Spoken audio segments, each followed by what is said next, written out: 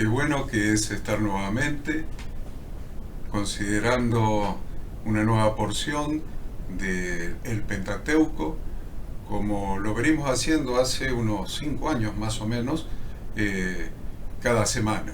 Así que gracias por estar allí, cada uno de ustedes. Gracias a todos los que luego lo van a ver grabado también, y aquellos que lo van a ver en vivo, pero también lo van a querer ver grabado para refrescar algunos conceptos, algunos puntos. Así que estamos agradecidos. Tome su lápiz, tome su papel, su cuaderno, su Biblia y, por supuesto, siempre decimos su mate, sus criollitos, lo que tenga allí para pasar una hora de gozo, de regocijo delante de la presencia del Señor. Muy buenos días, feliz día de reposo y agradecidos a Dios por esta oportunidad, agradecidos también al Pastor Enzo, que siempre está haciendo todo el tema logístico y técnico. Sin él no podría ser posible esta transmisión. Y bueno, con el desafío del comienzo de un nuevo libro. Nuevo libro, el libro de Deuteronomio. Deuteronomio, que es el nombre griego que se le dio al libro de Devarim. El nombre original en hebreo es Devarim, y Devarim significa palabras, y el nombre que se le dio en griego es Deuteronomio, que significa segunda ley. Los dos nombres son válidos, así que no importa cómo usted lo conozca, vamos a comenzar con este libro, y es un libro fundamental, riquísimo y fundamental. Fundamental porque tiene la repetición de la ley, por eso se llama segunda ley, Deuteronomio, porque es la repetición que Moisés hace de la ley de Dios. Acá vamos a encontrar aproximadamente 70 mandamientos nuevos y la repetición de 200 mandamientos que ya estaban dados en los libros anteriores de Moisés. Así que le dejamos el lugar a Ada para que ella nos haga toda la introducción, y vamos a tocar en el poco tiempo que tenemos los puntos principales y las enseñanzas principales. Bien, usted ha estado estudiando toda esta semana el libro de Deuteronomio, capítulo 1, versículo 1 al 3:22. Esto es lo que abarca la porción de esta semana. De los profetas, Isaías capítulo 1, del versículo 1 al 31, y del Nuevo Testamento, el libro de Hechos capítulo 7, versículo 51 al 8:4. ¿Qué vamos a ver? ¿Qué temas vamos a tocar o están abordados en esta porción semanal? Por un lado, Moisés le recuerda a Israel las promesas de Yahweh en Horeb, el nombramiento de los jueces, la misión de los 12 espías, Dios castiga a Israel, la derrota que sufre el pueblo de Israel en Horma, los años que transitaron por el desierto, la derrota del rey Sihón, rey amorreo, Israel cuando derrota a Og, rey de Basán, y por último Rubén, Gad y la media tribu de Manasés, que se establecen al oriente del Jordán. Este quinto libro del Pentateuco, como bien dijo Horacio, significa en hebreo, el nombre original es Devarim, significa palabras, y en griego repetición de la Torá, Deuteronomio, segunda ley, repetición de la Torá. Moisés pronunció todo el libro de Devarim en sus últimas 5 semanas de vida, y esto fue aproximadamente en el año 1405 antes de Cristo. Él reúne ante esta realidad, él sabía que iba a morir, sabía que le quedaba poco tiempo de vida. Entonces, ¿qué hacer? Reúne al pueblo, a todo el pueblo de Israel, para entregarle lo que podemos llamar su testamento espiritual. A medida que los israelitas se acercaban a la tierra prometida, Moisés lo que hace es una reseña de los acontecimientos y todas las vivencias que ellos experimentaron en el desierto. Rememora cuando en el monte Sinaí Dios les había ordenado levantar el campamento y avanzar hacia su meta, que es la tierra de Canaán. Moisés había dicho que sin ayuda él sería incapaz de soportar la carga del liderazgo, de modo que se designaron jueces y administradores para auxiliarlo en el desempeño de su función. Ya acá tenemos un montón de enseñanzas, ¿no?, para ir sacando esto de la responsabilidad de la tarea compartida. El pueblo estaba a punto de entrar en la tierra prometida, pero fue desanimado por el informe pesimista que trajeron los espías y el pueblo se quejó contra Dios. Esta pérdida de fe provocó el alargamiento del peregrinaje por el desierto, tiempo durante el cual murió casi toda la vieja generación. Solamente habían quedado vivos Caleb y Josué, que fueron los que sí entraron a la tierra prometida. Los israelitas también habían acampado delante del monte de Seir durante un tiempo prolongado. Allí Dios les dice que continúen el recorrido a través de la tierra de Edom. Sin embargo, no debían enredarse en ningún tipo de hostilidades, porque ese territorio había sido prometido a los descendientes de Esaú. Tampoco debían agredir a los habitantes de Moab, puesto que esa tierra Dios la había reservado a los descendientes de Lot. No obstante, sí, Israel había enfrentado 2 batallas y había derrotado al rey de Sihón, que era el rey amorreo, quien había rehusado permitirles pasar a través del territorio, y también lo mismo sucedió con Og, el rey de Basán. El temor a los israelitas comenzó a difundirse entre las naciones vecinas. ¿Por qué el temor a Israel? Justamente porque todos sabían que Dios estaba con el pueblo y que nadie ni nada podía derrotar ni hacer frente al pueblo de Dios. El territorio de Galaad había sido otorgado a las tribus de Rubén, Gad y media tribu de Manasés, con una condición, y esa condición era que se uniesen a los demás israelitas, es decir, a las otras tribus, en el trabajo de conquistar Canaán. Moisés animó a Josué a fin de que no temiese a las naciones que vivían en la tierra prometida.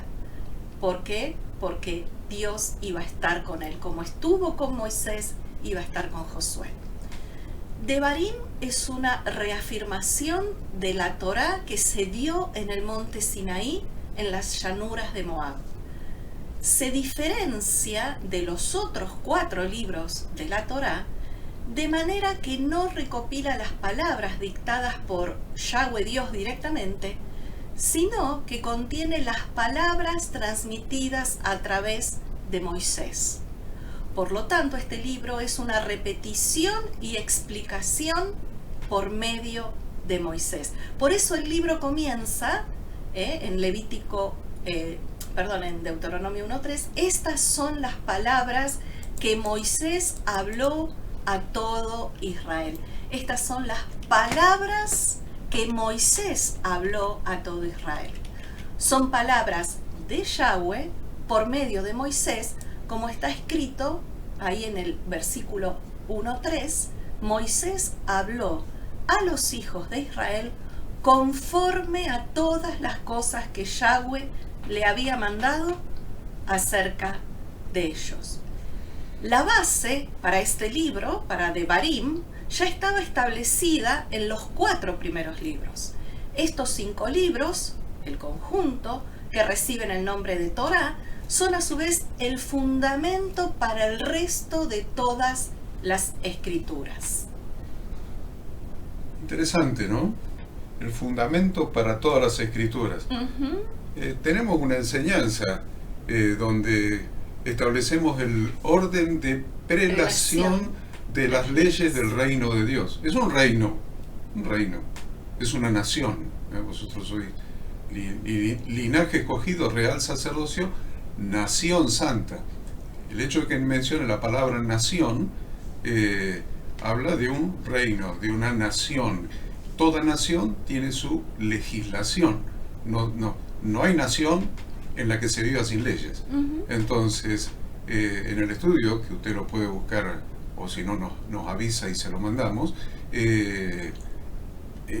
hablamos del orden de prelación de las leyes en el reino, en la nación santa, en el reino de Dios. Y decimos que el vértice superior de la pirámide legal es la Torá. Es la Torá. Es la Constitución Nacional, la Torá. Ningún código de fondo, ninguna ley, ningún decreto reglamentario, ninguna sentencia, ningún uso y costumbre, nada puede contradecir a la Constitución Nacional de un país. Bueno, la Constitución del Reino de Dios es la Torá. Por lo tanto, decimos que de la Torá se desprenden los profetas y el Nuevo Testamento. Entonces ahí tenemos la Torá, tenemos lo que llamamos la porción de la Torá, la parayat o las parayot. Después tenemos los profetas, de donde sacamos la Haftará, y después tenemos el Brit Hadashah, que es el Nuevo Testamento. En ese orden de prelación, ni los profetas pueden contradecir la Torá de Dios, ni el Nuevo Testamento puede contradecir la Torá de Dios, porque ese es el orden de prelación de las leyes en el reino de Dios. Esto es muy importante, porque así vamos a entender de qué hablaron los profetas cuando hablaron. Exacto. Los profetas hablaban cuando el pueblo se apartaba de los mandamientos de Dios contenidos en la Torá, de las instrucciones de Dios contenidas en la Torá. Cuando el pueblo se apartaba de esas instrucciones, la voz profética los hacía volver a las instrucciones de Dios. Ahí entendemos la función de los profetas. Y el Nuevo Testamento es donde Jesús, Yahshua, que es la Torá hecha carne, le da la correcta interpretación, no la de los sabios rabinos de Israel, no la de los fariseos, ni los saduceos, ni siquiera los esenios, sino él era la Torá hecha carne, entonces la enseña con la propiedad correspondiente, con la interpretación correcta, pero siempre el eje, el destino de toda enseñanza y de toda exhortación es la Torá. Son los mandamientos de Dios dados en los primeros 5 libros de las Sagradas Escrituras, en el Pentateuco. Por eso Yahshua, él cumplió lo que la Torá dice en Deuteronomio 4.2, que dice: no añadiréis a la palabra que yo os mando, ni disminuiréis de ella, para que guardéis los mandamientos de Yahweh vuestro Dios, que yo os ordeno. Entonces Yahshua nunca abolió la Torá, nunca la contradijo. Él siempre enseñó y predicó la Torá de su padre, sin añadir y sin quitar. Eso es muy importante, sin añadir y sin quitar. Y fíjense qué interesante, porque vamos a ver en el Nuevo Testamento al apóstol Pablo haciendo exactamente lo mismo. Miren lo que dice Hechos 26:22. Dice: pero habiendo obtenido auxilio de Dios, persevero hasta el día de hoy, dando testimonio a pequeños y a grandes, no diciendo nada fuera de las cosas que los profetas y Moisés dijeron que habían de suceder. Interesante, ¿no? Por eso Pedro mismo, el apóstol Pedro, en 1 Pedro 4:11, dice: si alguno hable conforme a las palabras de Dios. Entonces no nos podemos apartar de las palabras de Dios, las palabras dadas por Dios a través de Moisés. Ese es el eje. Por eso Jesús mismo, Yahshua, que era el ungido de Dios, que era el Hijo de Dios, que era el Verbo de Dios, era la palabra de Dios hecha carne, no vino ni a cambiar, ni a quitar, ni a añadir algo a lo que Dios habló por medio de Moisés. Por eso él dijo que él no vino para abrogar, sino para dar el verdadero significado, para enseñarla, para cumplir. Cuando un rabino se levantaba en la sinagoga en el Shabbat y se le daba la palabra, y él daba la correcta interpretación de las Sagradas Escrituras, entonces los rabinos gritaban: ha cumplido la Torá. Ahí se entiende por qué él dijo: yo he venido a cumplir. Me he venido a cumplir, quiere decir, he venido a enseñarla con la correcta interpretación. He venido a enseñar las palabras de mi Padre, las instrucciones de mi Padre, para que sus hijos den en el blanco. Las vine a enseñar con la correcta interpretación. Por eso los invitamos a que lean Mateo capítulo 5, versículos del 17 al 20. Algo re interesante también con respecto a este libro de Barim es que cuando Yahshua fue confrontado por Satanás, fue tentado por Satanás en el desierto, esto lo tenemos relatado en Mateo capítulo 4, Yahshua no contestó con palabras propias, sino con las palabras de la Torá, y específicamente se refirió a lo establecido en el libro de Deuteronomio. Las 3 veces que Yahshua le responde a Satanás, lo hace con citas tomadas del libro de Deuteronomio. Yahshua no contestó: vete, Satanás, porque yo te digo. Jesús no dijo eso. Él dijo: escrito está. Esto nos enseña que la Torá en ningún momento fue desacreditada. La verdad es que sacar la Torá de nuestras vidas causa gran cantidad de problemas, como los que vemos en la mayoría o en muchas iglesias de hoy en día, causando caos y confusión. No podemos cambiar el fundamento de nuestra fe. Lo interesante es, cuando yo leo el libro de Deuteronomio, no me queda más remedio que acordarme, no me queda más alternativa que acordarme del libro de 2 Timoteo, la carta de 2 Timoteo, la carta que le escribe el apóstol Pablo a su hijo espiritual Timoteo desde la cárcel antes de morir. Entonces, si veo 2 Timoteo, parece que Pablo estuviera sumido en un completo fracaso, habiendo dejado a uno enfermo por allá, estando solo, muerto de frío, le pide abandonado por todos, que le traiga la capa, ninguno estuvo en su defensa, como dice Ada, abandonado por todos, con frío, sin ni siquiera los rollos de la Torá para leer. Realmente se lo ve, da una sensación de fracaso. Y acá le pasa lo mismo a Moisés, le pasó lo mismo a Jesús. Cuando el pastor fue tomado preso y las ovejas huyeron. Fueron dispersas, o sea, huyeron todos. Entonces Moisés tenía 119 años y 11 meses de edad. Y estaba cerca del fin de su vida.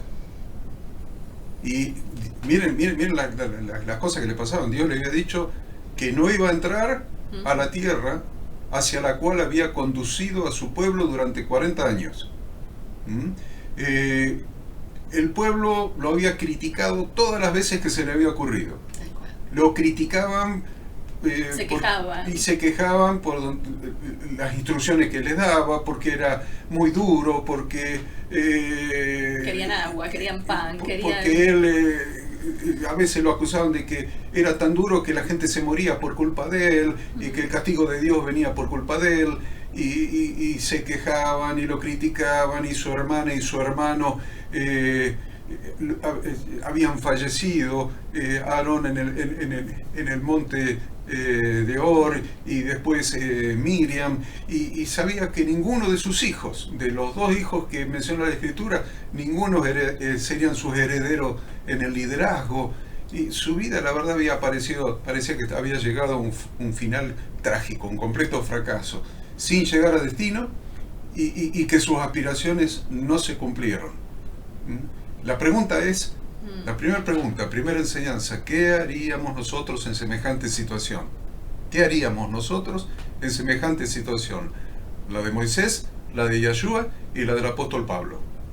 Podemos hundirnos en la tristeza, podemos quedarnos pensando en el pasado, podemos realmente tratar de recomponer en nuestra mente lo sucedido, a ver qué hubiera sucedido si tomábamos otras decisiones diferentes a las que tomamos, o suplicarle a Dios como hacía Moisés, ¿no? Porque lo hizo, que cambie de opinión y nos deje cruzar a la tierra prometida, o nos deje hacer aquello que teníamos como visión para hacer, pero no lo concretamos por diferentes circunstancias, etcétera. Nos podemos aferrar a los recuerdos de los buenos momentos,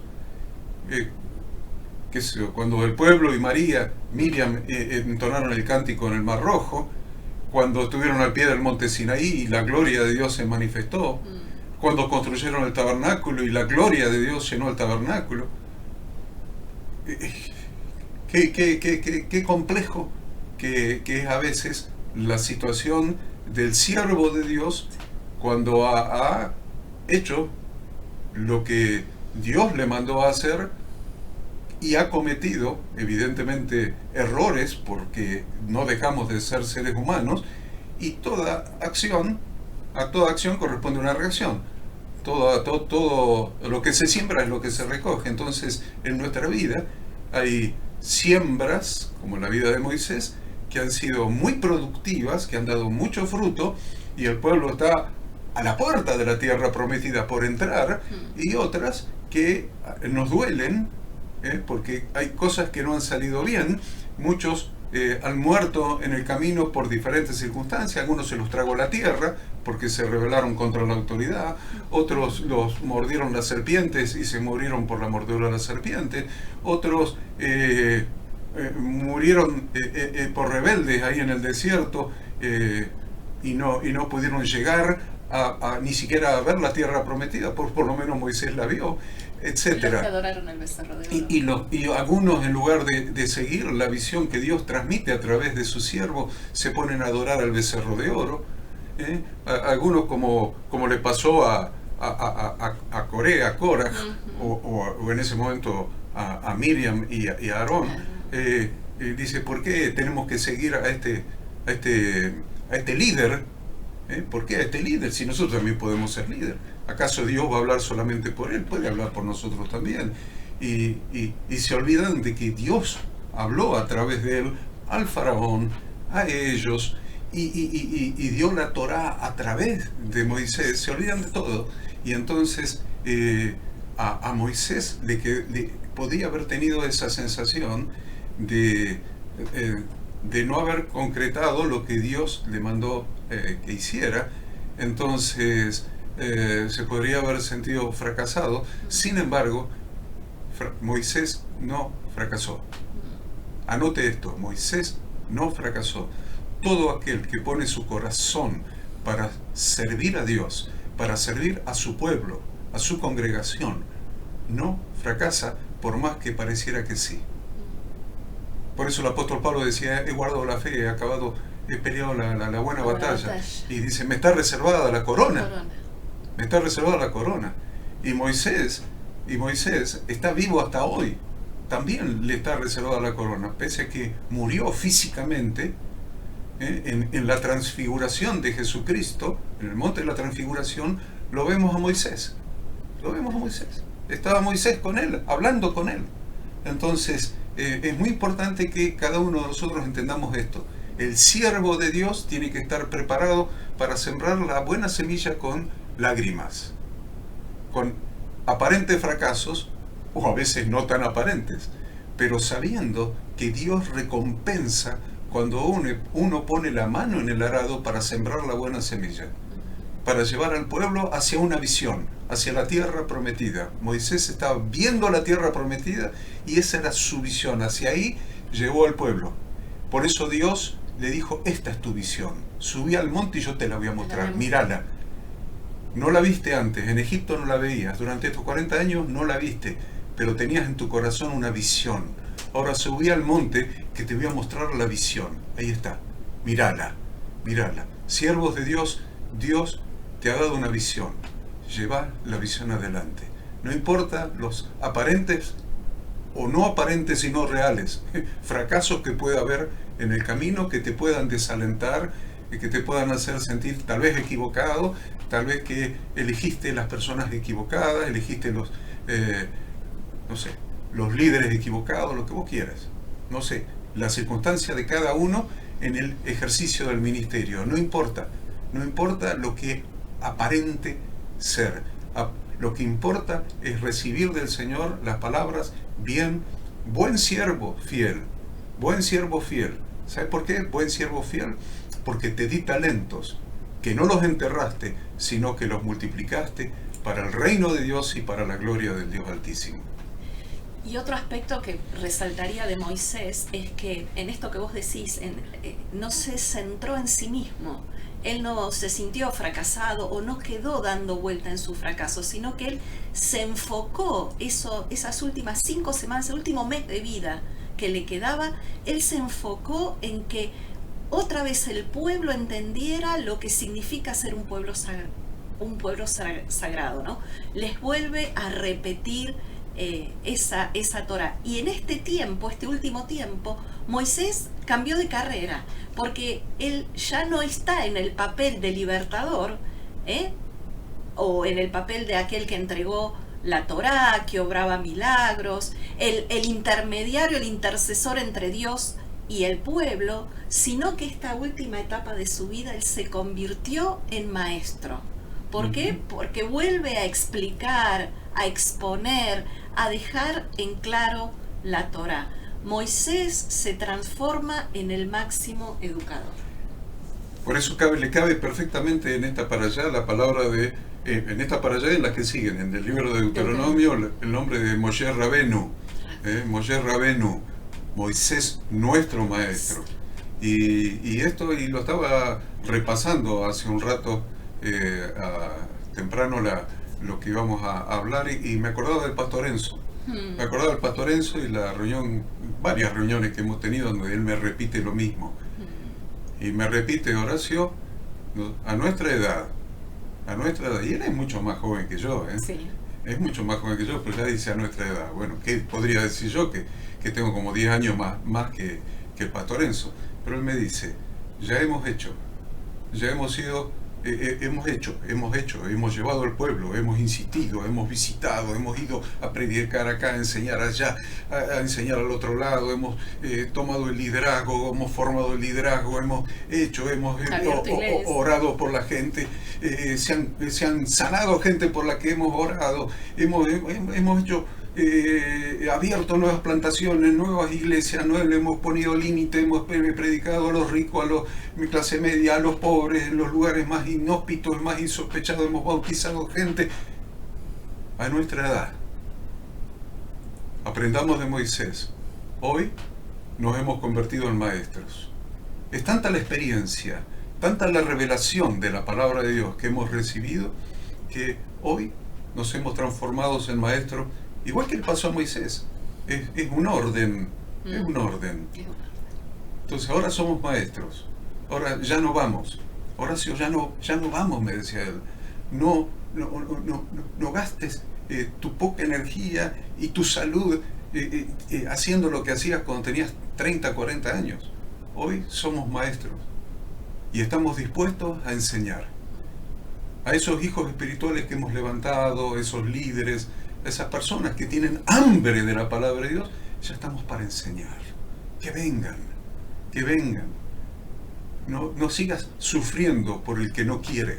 No sigas buscando al que no quiere. Estamos para el que quiere. El que quiere que venga y reciba visión, que reciba revelación. Porque Dios nos ha dado la gracia de, aunque ya estemos viejos, Él nos sigue mostrando la tierra. Ahí está la visión. Sabemos a dónde conducir al pueblo. Así que gracias, Pastor Enzo, porque me enseñaste mucho y me lo repetiste nuevamente esta semana. Gracias. Y otra cosa que Moisés también sabía es que él no se puso a organizar al pueblo militarmente, porque no nos olvidemos que iban a entrar a la tierra y que había que batallar y conquistar la tierra.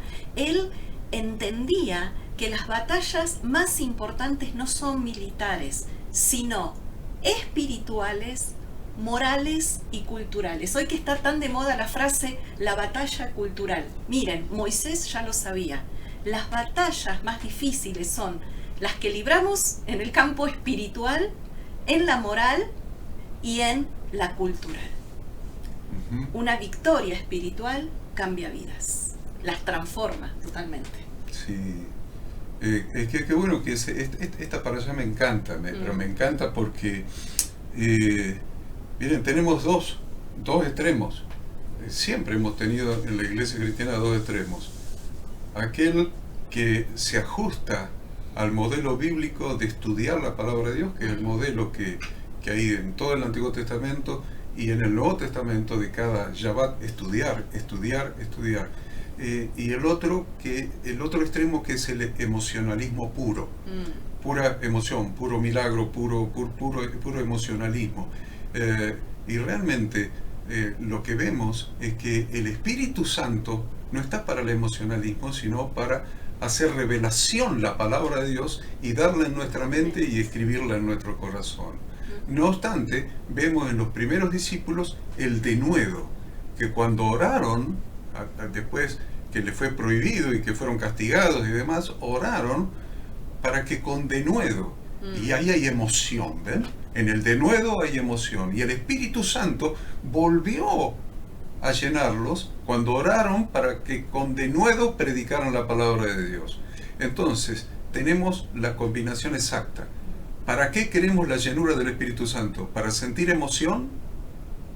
¿O queremos la llenura del Espíritu Santo no para sentir emoción, para llorar o para gritar o para cantar o para sentirnos bien, porque eso es terapia de grupo, sino que queremos el Espíritu Santo para que el Espíritu Santo ponga una pasión en nuestro corazón,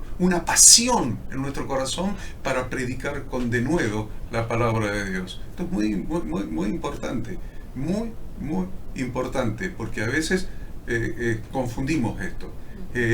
Porque el eje de nuestra salvación es el conocimiento, que te conozcan a ti, el Dios vivo y verdadero, y a Jesucristo a quien has enviado, y llevarnos de retorno a casa para producir la obediencia. Pero no podemos obedecer una instrucción que no conocemos.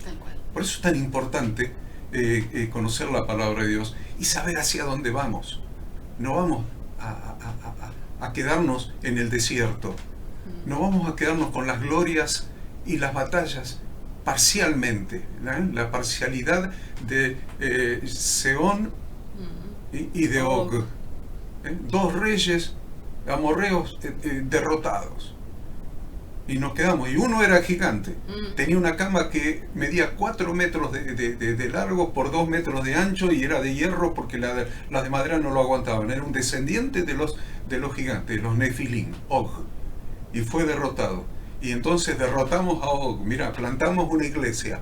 Ay, mira que plantamos una iglesia. Ya tenemos 50 personas, 60.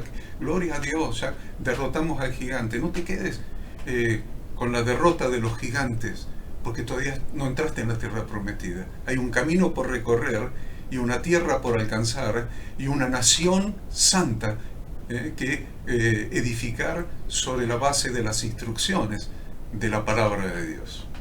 Por eso, si tuviéramos que decir o resumir el tema central de todo el libro de Deuteronomio, diríamos que el tema central es la obediencia. ¿Y por qué era necesario, y Moisés hace tanto hincapié en repetir nuevamente la Torá, los primeros 4 libros? ¿Por qué hace hincapié? Por un lado, en primer lugar, porque había una nueva generación de israelitas. Recordemos que la mayoría ya había muerto en el desierto. En segundo lugar, Israel iba a afrontar condiciones de vida totalmente nuevas. Iban a dejar de ser un pueblo nómada, que peregrinaba, para pasar a ser un pueblo sedentario. En tercer lugar, estarían en medio de mucha influencia idolátrica. No se olviden que las naciones que iban a conquistar, a los pueblos que iban a conquistar, mejor dicho, eran idólatras. Y en cuarto lugar, la Torá tenía que repetirse para asegurarle a Israel que el pacto todavía continuaba siendo válido para ellos. No solamente en ese momento, sino hasta el día de hoy. El punto 4 que acabas de mencionar que la ley tenía que repetirse para asegurarle a Israel, decís, que el pacto estaba vigente. Todavía estaba vigente, que todavía era válido para ellos, acabas de decir. ¿Y qué es lo que estamos diciendo con eso? Después Dios se lo vuelve a repetir vez tras vez, se lo repite a través de Isaías, inclusive, que es la porción de Haftará de esta semana. ¿Qué es lo que le está diciendo?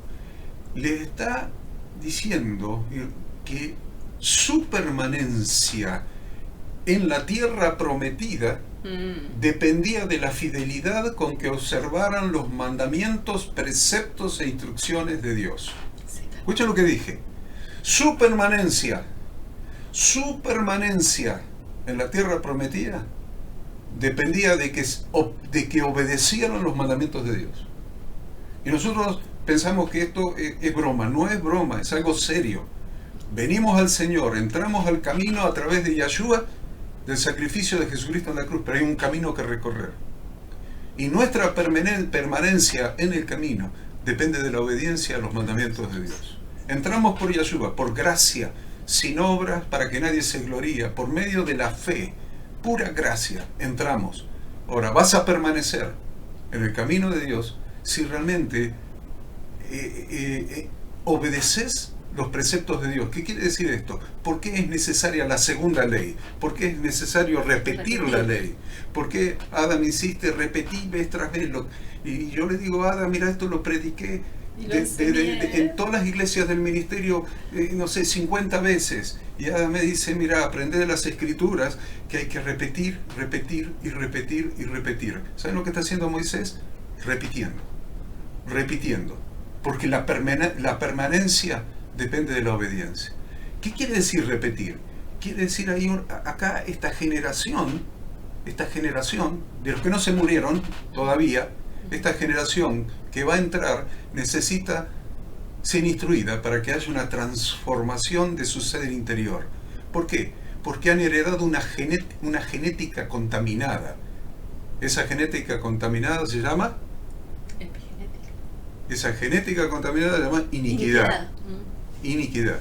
Y han heredado iniquidad a través de la epigenética, de una manga de rebeldes desde que nacieron y que eran niños, y esos rebeldes los maldijeron a ellos. Porque cuando vinieron los días espías, dijeron, van a morir nuestros niños. Y esos niños que los padres maldijeron, dijeron que iban a morir, que iban a ser presa de los enemigos, esos son los que Dios dijo, no van a ser presa de los enemigos, estos van a entrar. Pero vamos a cortar las maldiciones generacionales. Le vamos a enseñar a vivir.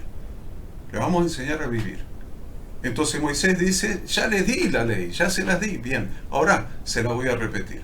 Se las dio cuando decía, dice Dios, y habló Yahweh a Moisés y le dijo, dile al pueblo. Así está Levítico. Habló Yahweh a Moisés, dile al pueblo. Acá Moisés dice, la voy a repetir, pero ya no dijo más. Habló Yahweh a Moisés. Ahora Moisés habló como maestro. Yo les voy a enseñar el estilo de vida que hay que tener para permanecer en la tierra prometida, en la tierra que Dios les prometió. Para permanecer, ahora yo se los voy a enseñar. Ya Dios se los dijo. Bueno, ahora yo se los voy a repetir. Y es muy importante esto porque vemos que todos estamos en un proceso. No importa si ya tenemos 70 años, como en mi caso. Seguimos en un proceso de aprendizaje y de transformación de nuestras vidas, transformación de nuestras conductas, de aprendizaje de las instrucciones de Dios para permanecer en la tierra prometida. Entonces, yo les digo una cosa, por más que usted haga 10 años que está en la iglesia, por más que usted sea un líder de la iglesia, por más que usted sea un pastor de la iglesia, revise su conducta a la luz de los mandamientos de Dios y cambie esas cosas. Deje las cosas que está haciendo mal. Si usted ve que hay algo que está haciendo mal, si ve que hay algo que está escrito ahí y usted no lo está haciendo, mírelo, pídale al Espíritu Santo, porque esa es la obra del Espíritu Santo, no el verso del emocionalismo. Esta es la obra del Espíritu Santo. Pídale al Espíritu Santo que le revele qué es lo que usted está haciendo mal, para que su vida se transforme y usted pueda permanecer en la tierra prometida. Porque aunque usted sea pastor, va a andar de subida y bajada, alto y bajo, para arriba y para abajo, si realmente no se produce una transformación de sus conductas a la luz de las Sagradas Escrituras. Esta palabra quiero que la graben. Quiero que la graben en su mente, en su corazón. Revise su vida. Pastor, líder, hermano, no importa cuántos años hace que estás en la iglesia, revisa tu vida a la luz de la Sagrada Escritura, porque Dios ya te lo viene repitiendo, y ya te lo viene repitiendo. Y te lo dijo cuando te convertiste, cuando fuiste discipulado, cuando fuiste nombrado líder, cuando fuiste ordenado al ministerio, y te lo sigue repitiendo, y te lo sigue repitiendo. Por eso se llama segunda ley, Deuteronomio. Dios te lo repite hoy, que revises tu vida a la luz de las Sagradas Escrituras, para que puedas permanecer en la tierra que Dios te da. Porque si no, viene el exilio. Y el exilio es doloroso. Y el exilio no viene para dejarte afuera. Ese es el problema. Que muchos dicen, no, pero Dios te saca. No, el exilio es para que aprendas, hagas teshuvá y puedas retornar. Para eso es el exilio. Miren en las Escrituras, el exilio siempre fue para producir una reflexión, un aprendizaje, para volver a refrescar las Sagradas Escrituras, para hacer teshuvá y volver a regresar. Entonces, no te sometas al exilio.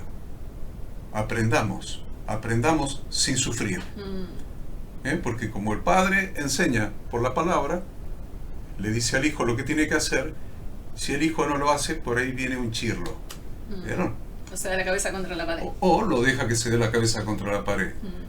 ¿Cuántas personas vemos a diario, líderes, hombres con llamado a servir a Dios, al reino de Dios, que se viven dando la cabeza contra la pared y no terminan de aprender?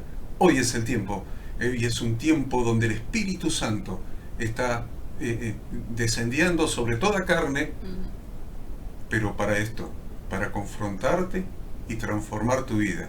No para que seas un emotivo, llorón, que grita, que canta, que sabe cantar, que sabe gritar. No. El Espíritu Santo te está llamando a la obediencia para que permanezcas en el reino de Dios. Por eso te da nuevamente la Torá. Bueno, ¿a dónde vamos, Ada?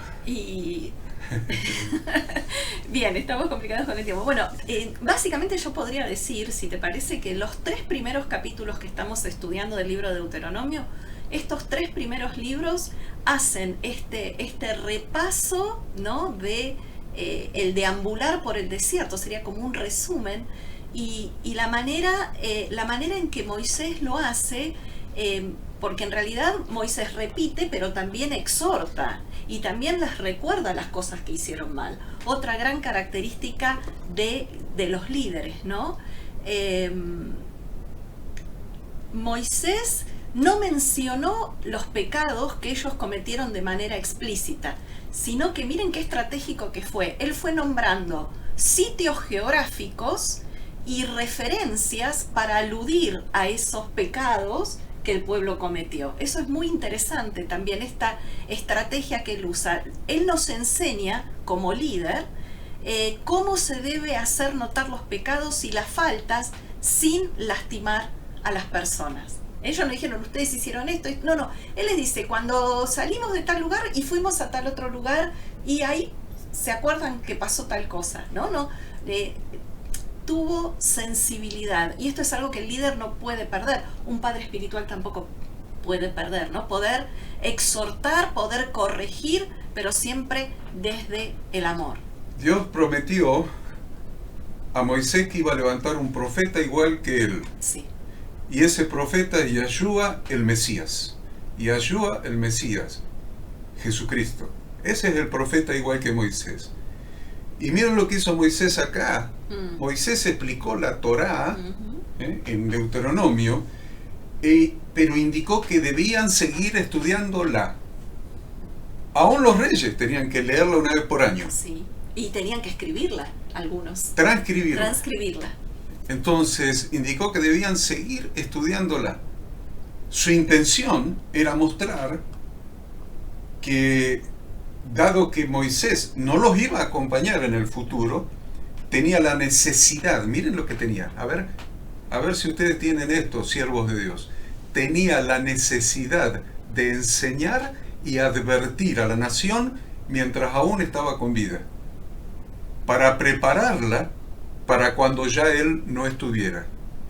Y si usted mira lo que hizo Jesús mismo en el capítulo 17 del Evangelio de Juan, está hablando de que él les enseñó la Torá. Léalo con detenimiento, capítulo 17 de Juan. Él habla en su oración al Padre de que él les enseñó y les reveló la Torá. Le dice, por ejemplo, el versículo 6, he manifestado tu nombre a los hombres que del mundo me diste. Tuyos eran y me los diste, y han guardado tu Torá. Y han guardado tu Torá. ¿Ven? Está hablando Jesús con el Padre, ¿eh? Ahora han conocido que todas las cosas que me has dado proceden de ti, porque las palabras que me diste, porque la Torá que me diste, les he dado, y ellos las recibieron y han conocido verdaderamente que salí de ti y han creído que tú me enviaste. La misma obra que estaba haciendo Moisés cuando escribió, les dio Deuteronomio, Jesús le está diciendo al Padre que él lo hizo durante los 3, 4, 5 años de su ministerio en la tierra. Si ustedes miran, por ejemplo, el versículo 17, le pide a Dios, le pide al Padre, santifícalos en tu verdad, tu palabra es verdad. ¿Quieren que se los diga de otra manera? Jesús le está diciendo al Padre, santifícalos en tu verdad, tu Torá es verdad. Qué interesante que Jesús después habla del Espíritu Santo y de la obra que el Espíritu Santo va a hacer en cada uno de los hijos de Dios a través de Jesucristo. O sea, los que somos hechos hijos de Dios. En Juan 16:12 dice, aún tengo muchas cosas que deciros, pero ahora no las podéis sobrellevar.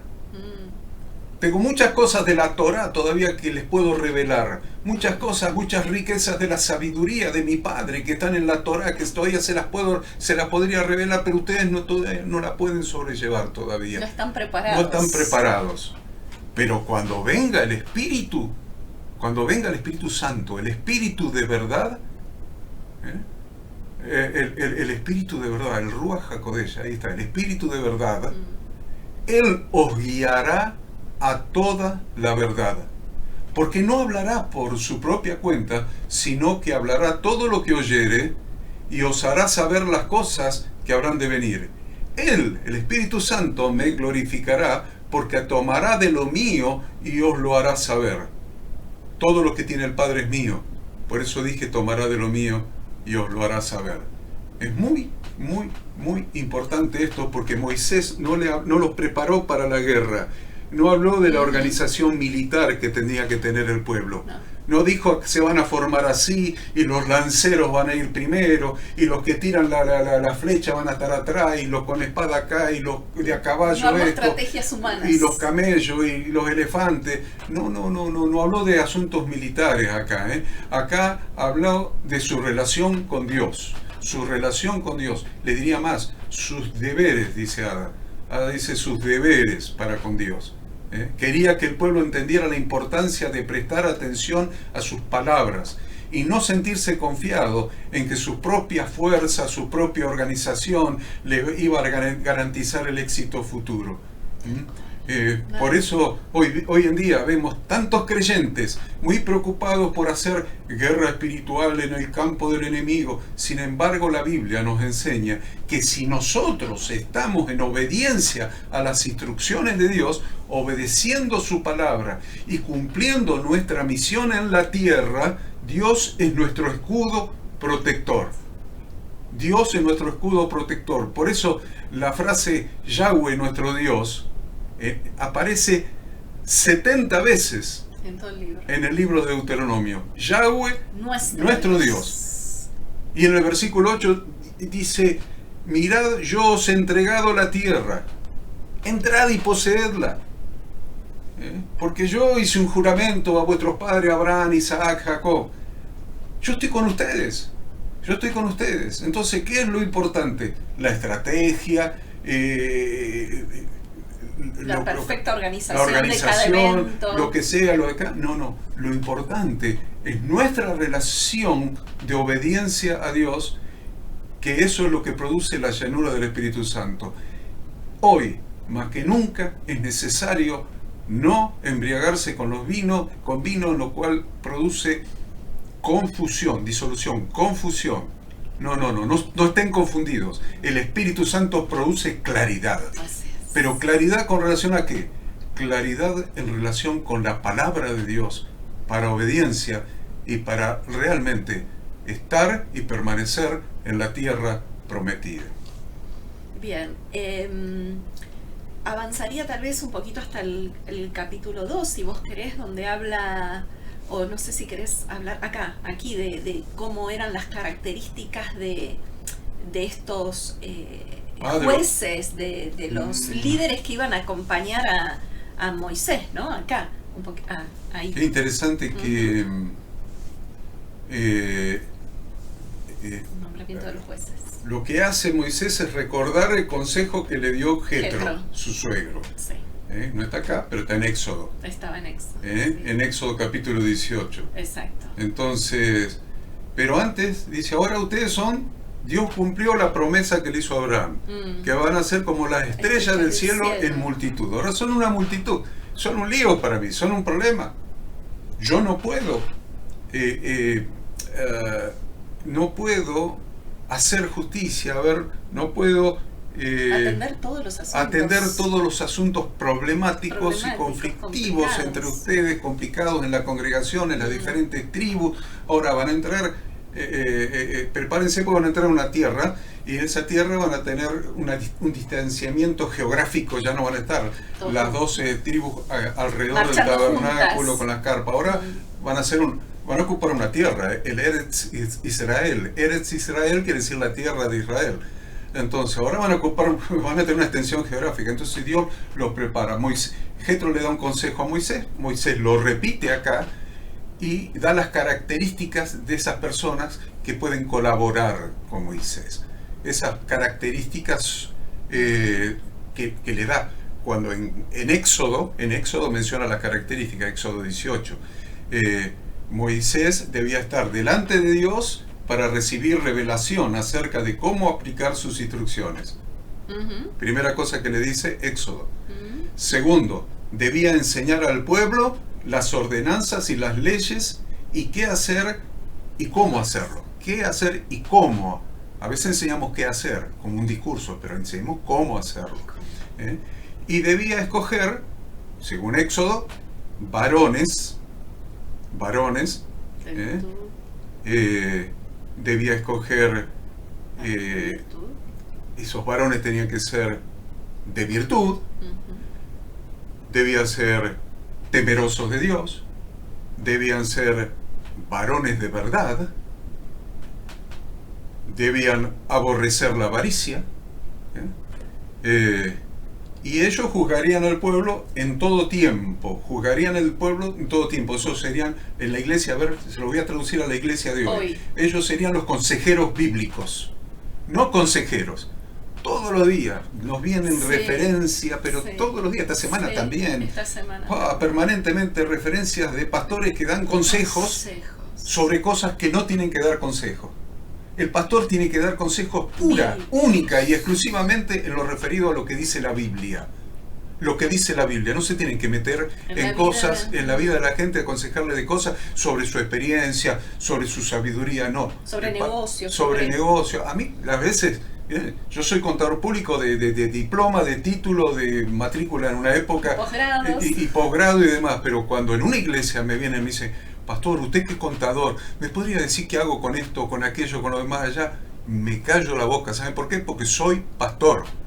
Ya no soy contador, soy pastor. Y le digo, vaya y pregúntele a su contador sobre eso. Porque yo, como pastor, estoy para aconsejar pura, única y exclusivamente lo que está en la Biblia. No me puedo salir de la Biblia. No le puedo aconsejar a alguien con quién casarse, con quién ponerse de novio, qué negocio hacer, qué comprar, qué vender, qué estudiar. ¿Dónde vivir? No, dónde vivir. No, señores, eso no es la función pastoral. Entonces, ¿qué es lo que tenían que hacer los consejeros bíblicos?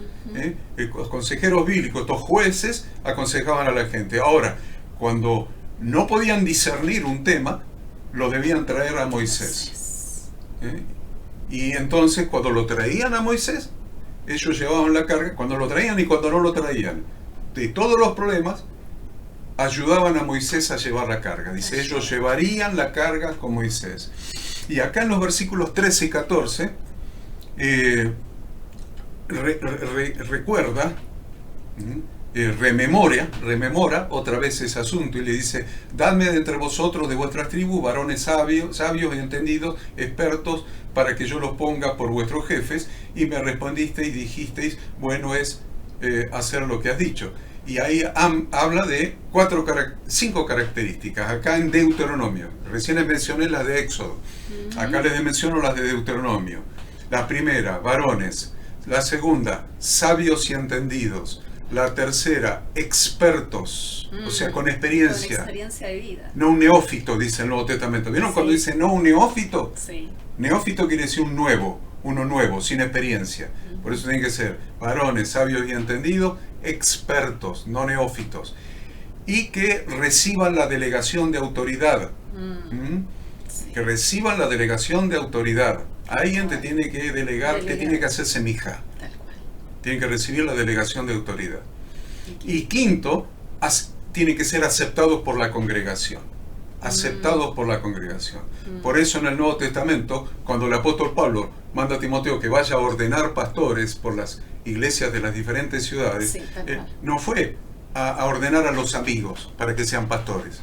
No, fue y vio lo que el Espíritu Santo había hecho, lo que estaba haciendo el Espíritu Santo en esa congregación. Quienes reunían estas características que acabamos de mencionar en cada congregación, pero que a su vez las personas las reconocían en ese líder. Exactamente, ya estaban aceptadas por las personas. No era algo impuesto, sino que las mismas personas ya estaban reconociendo esas características en ese líder. A esos ancianos, a esos pastores. Ancianos. Los estaba reconociendo, los estaba aceptando, estaban ejerciendo ya la autoridad, ya eran consejeros, eran personas respetadas, personas de renombre, menciona muchas veces en el Antiguo Testamento, eran respetados. Entonces era fácil para Timoteo, iba, le hacía semijar, le ponía la mano encima y le hacía semijar y que sigan haciendo lo que ya venían haciendo. Yo agregaría, si me dejás sobre este punto, un par de textos bíblicos con respecto a la administración de justicia y lo delicado que es y qué importante sería que los que hoy en las naciones administran justicia volvieran a la Torah, volvieran a la palabra de Dios. Proverbios 17:15 dice, el que justifica al impío y el que condena al justo, ambos son igualmente abominación. Habla claramente, ¿no?, de ni defender al impío, pero también habla, ojo, como juez, no condenes al que es justo. Segunda de Crónicas 19:5 dice, puso jueces en todas las ciudades fortificadas de Judá, por todos los lugares, y dijo a los jueces, mirad lo que hacéis, porque no juzgáis en lugar de hombre, sino en lugar de Yahweh, el cual está con vosotros cuando juzgáis. Sea pues con vosotros el temor de Yahweh. Mirad lo que hacéis, porque con Yahweh vuestro Dios no hay injusticia, ni acepción de personas, ni admisión de cohecho o de soborno. Cohecho es coima, sí. Coima o soborno. Y un poco más adelante, en Devarim, en Deuteronomio 16:19, va a decir, no tuerzas el derecho, no hagas acepción de personas, ni tomes soborno, porque el soborno ciega los ojos de los sabios y pervierte la palabra de los justos. La justicia seguirás para que vivas y heredes la tierra que Yahweh tu Dios te da. Lo que corrompe una nación, lo que corrompe un país, aún en el mundo civil, secular, es la injusticia. Entonces tengan en cuenta que en la congregación de Dios no puede haber acepción de personas ni puede haber injusticia. Por eso en el versículo 16 habla de: oíd entre vuestros hermanos y juzgad justamente entre el hombre y su hermano y el extranjero. No hay excepción de personas. El extranjero que es incorporado a la congregación de Dios, el gentil que es incorporado a la congregación de Yahweh, tiene la misma Torah, la misma ley, y es juzgado con la misma ley. Dice, pero no, nosotros somos la iglesia gentil, nosotros vivimos por la gracia, somos la iglesia gentil. No hay una ley para los gentiles. El extranjero que se incorpore a la congregación de Dios, a la iglesia de nuestro Señor Jesucristo, tiene la misma ley, la misma Torah, los mismos mandamientos, las mismas instrucciones, las mismas leyes, decretos, estatutos, todas las prescripciones que Dios ha dado, las mismas que el nativo. No hay diferencia, no hay otra Torah para, como algunos dicen, para noágidas. Leyes noágidas. No hay leyes noágidas. Eso es un invento de gente discriminadora que quiere hacer que los gentiles queden afuera. Se pierdan. Y no que los gentiles sean injertados al buen olivo, como dice la Escritura y lo que vino a ser Jesús. Injertados al buen olivo. Inclusive desarraigando ramas del buen olivo.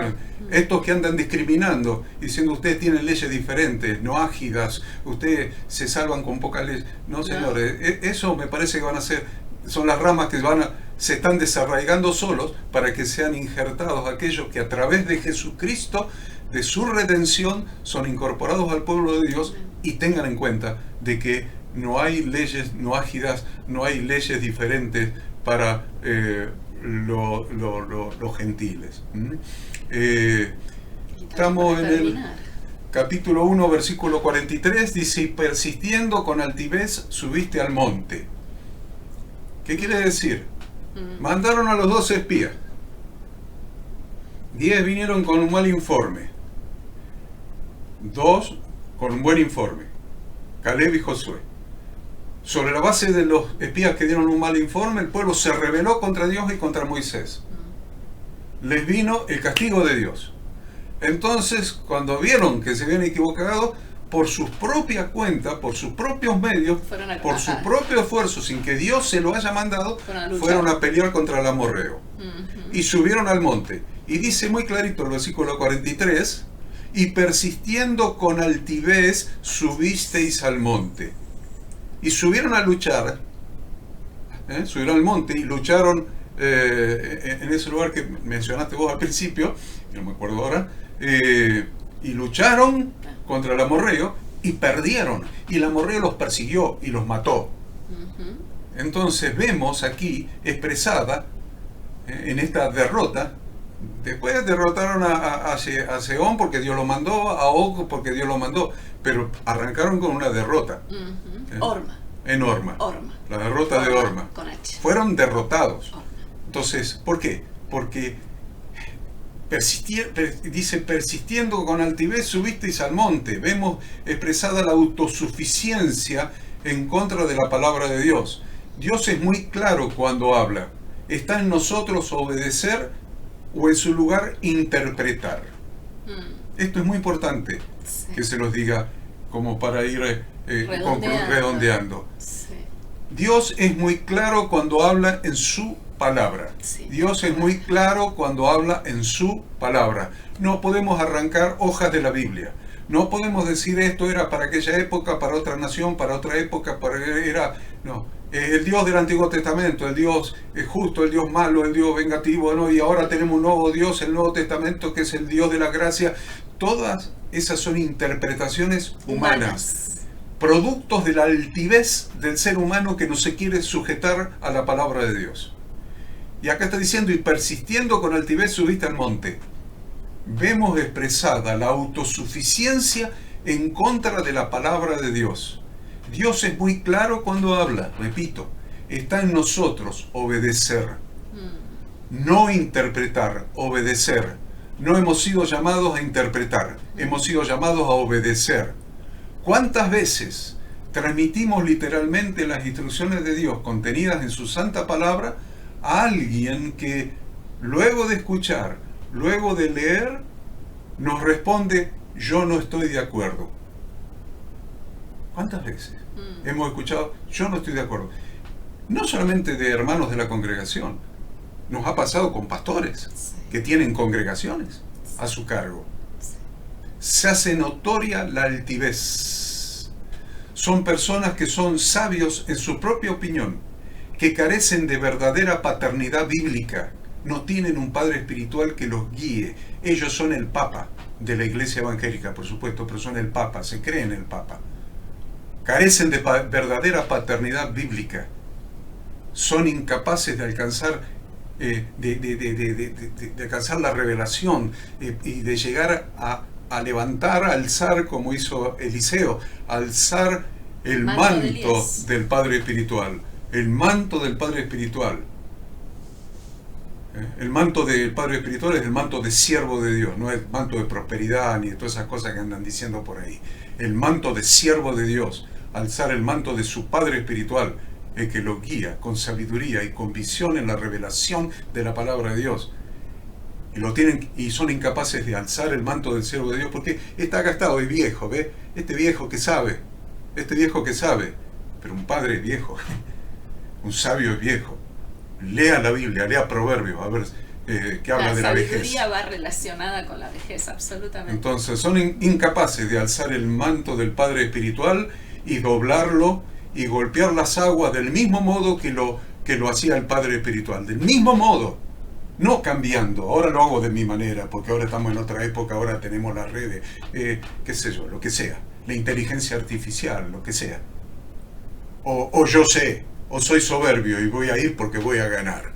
Voy primero y después le pido a Dios. ¿Consultaste con tu Padre Espiritual? ¿Consultaste?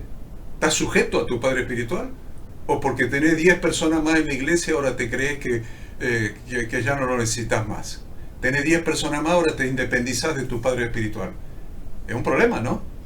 Entonces, seleccionan, ¿qué hacen? Seleccionan qué cosas quieren obedecer y qué cosas no quieren obedecer.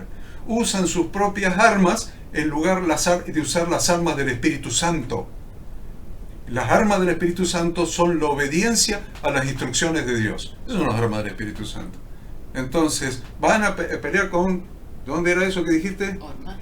Orma, contra el amorreo en Orma, y tienen que salir corriendo. Fueron derrotados. Y vuelven, fueron derrotados. Entonces, cuando se ajustan y se sujetan a la palabra de Dios dada a través de su siervo, el que Dios ha puesto, aunque no te guste lo que dice, Dios lo ha puesto.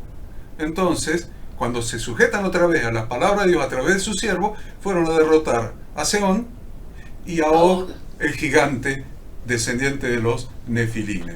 Es muy importante esto que lo tengamos en cuenta. Después sigue el capítulo 2, sigue el capítulo 3, siga la porción de la Haftará, que Ada hizo un estudio amplio sobre Isaías, capítulo 1 del 1 al 31, pero la conclusión es esta, de este análisis que hiciste, que lo leí con mucho detenimiento, que mientras el pecado permanece sin confesión y arrepentimiento, o al revés, cuando el pecado permanece sin arrepentimiento y confesión, las heridas espirituales no se curan ni se cierran, o no se cierran ni se curan. Es imposible curar heridas espirituales sin un verdadero arrepentimiento y sin confesar, el reconocimiento de ese pecado. Por eso Isaías está hablando acá específicamente a Judá y bueno, de cómo habían pasado un montón de años de Moisés a este momento, al profeta Isaías, y vemos otra vez, ¿no?, al pueblo, vemos a Isaías confrontando en este caso a la nación de Israel nuevamente por la ingratitud, porque se habían endurecido, por la corrupción, por la degeneración del pueblo, por la perversión de la justicia de mano de los gobernantes, ¿no? Entonces una situación que se mantuvo a lo largo del tiempo. Y la necesidad, obviamente, termina Isaías, ¿no?, hablando de un remanente, hablando de la restauración, pero vemos como el pueblo, ¿no?, y nosotros, reflejos del pueblo, el ser humano, o los hijos de Dios, reflejos del pueblo, empecinados en pecar, en no reconocer, en no volvernos, en no cambiar. Bueno, entonces acá con lo de Isaías reafirma, porque Dios les dice, yo estoy cansado de su religión. Sí, totalmente. Estoy cansado de sus sacrificios, holocaustos, de sus lunas nuevas, de las fiestas que hacen. hasta de los Shabbat. También. Entonces estoy Sí. cansado de toda su religión. ¿Qué es lo que quiero? Quiero su corazón. Dame, hijo mío, tu corazón. Quiero tu corazón. Quiero que tu corazón se llene de mí, que establezcas una relación conmigo, para que tu corazón esté lleno de mí, para que tengas una verdadera comunión conmigo. Y lo tuyo no sea rituales de huecos externos de una religión, sino que sea un corazón transformado por la obra del Espíritu Santo, aplicando las instrucciones de Dios a nuestra mente y a nuestro corazón. Por eso en el Brit Hadashah, cuando hablamos de Esteban, cuando hablamos de Esteban, los fariseos, los religiosos de la época, fueron quienes impulsaron que lo apedrearan. Y el apóstol Pablo, que era un religioso de la época, se llama Saulo, consintió con la muerte de Esteban. Antes de convertirse. Los religiosos. Como dice Adal, el apóstol Pablo, antes de convertirse, antes de hacer teshuvá, antes de entregar su corazón al Señor, antes de alinearse, antes de tener el encuentro que alinea el corazón, no que alinea la mente solamente, o que produce rituales o costumbres. No, el corazón. Dios estaba buscando que con el libro de Deuteronomio, con repetirle la ley a través de Moisés, que el pueblo alineara su corazón con Dios. Y lo que hace Isaías es: vuelvan a la Torá y alinear su corazón con Dios. Y lo que habla Esteban antes de ser apedreado, le hace un resumen de la historia de Israel y cómo los israelitas se apartaban de Dios, no alineaban su corazón con Dios. Y Jesús vino a dar su vida para redimirnos, para comprarnos. Pero cambia con el antiguo pacto, si lo podemos llamar de esa manera, cambia en que en la antigüedad los israelitas no quisieron que Dios les hablara directamente. Y acá, en lo que ha hecho Yeshua, al redimirnos, llevar todos nuestros pecados para darnos una nueva vida, esa nueva vida recibe la unción y la llenura del Espíritu Santo para dar las instrucciones de Dios en nuestra mente y en nuestro corazón, para que podamos ser santos, santificados. Él nos ha santificado y nos ha apartado para Dios. ¿Para qué? Para que podamos tener comunión con Dios por medio de su Espíritu y de su palabra. Y de Yeshua, que es el camino, es la verdad y es la vida. Sé santo porque yo soy santo, lo dice tantas veces. Y nuevamente dice: sin santidad nadie verá al Señor. Así que si no dijeran conforme a esto, a la ley y al testimonio, a la ley, a la Torá y al testimonio de Jesucristo, a la Torá y al testimonio de Jesucristo, a la Torá y al testimonio de Jesucristo. Si no dijeran conforme a esto, es porque no les ha amanecido. Dios los bendiga, Dios los guarde, que tengan un muy buen día de reposo y que disfruten de la cita con el Señor. Dios los bendiga. Shabbat Shalom.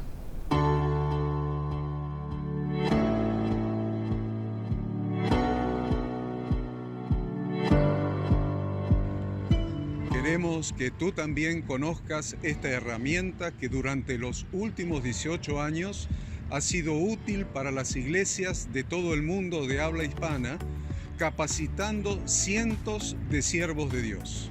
Las formas de aprender están cambiando y Ministerio Bíblico Internacional, a través de su Facultad Bíblica, brinda programas de formación ministerial bíblica, teológica y práctica para la multiplicación y edificación de la iglesia 100% online. Respondiendo a las necesidades de hoy, para aquellos que no cuentan con la posibilidad de asistir a clases presenciales, donde quiera que estés, en todo lugar, recibirás el material de estudio y verás las clases en vivo y on demand, accediendo a través de tu celular, PC, tablet o Smart TV.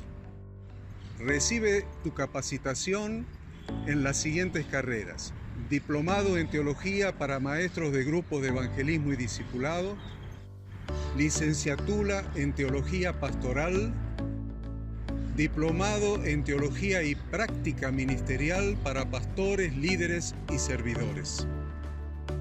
Súmate a los pastores que han organizado un grupo de estudio tutorial a distancia en la congregación con estudiantes locales y de las otras iglesias de la zona. Esta es tu oportunidad como seguidor de Cristo para comenzar tus estudios y completar tus exámenes desde la comodidad de tu hogar y en los horarios que tengas disponibles. Súmate al liderazgo de este tiempo y adquiere las habilidades, herramientas y valores necesarios para impactar el mundo con la palabra de Dios y transformar la vida de aquellos que creen al Evangelio. Para más información, ingresá a facultadbiblica.com.